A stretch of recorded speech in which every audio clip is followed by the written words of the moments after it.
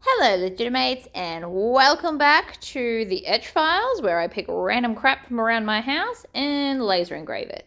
I actually did buy them with the intention of laser engrave them, but they were $2 clearance earrings from Kmart, and we're going to be using the infrared laser, so we will need Slasher, which is what I have named my X-Tool F1. So we're going to go into XCS, and I'm going to just open up the SVG file that I have chosen, which is this really random spooky looking face. I assume it's designed for a pumpkin, but this will work just as well for this.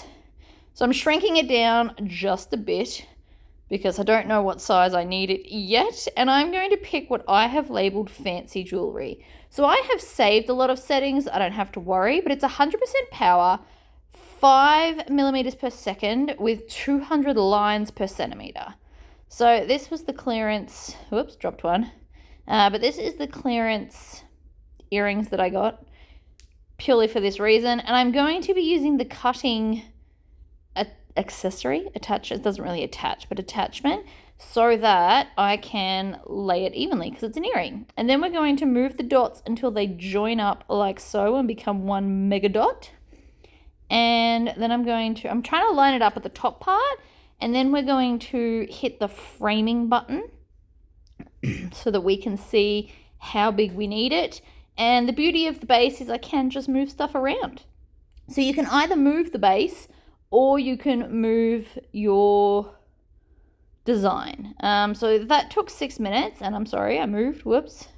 And it worked pretty well. I'm not totally happy, but like, the whole scratchy look does work for this.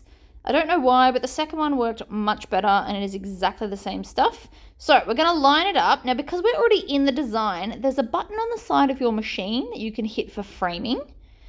So it's like a button in line. And then when you turn it off, you can double click the button on the side of the machine, and it will redo the last thing you've put in.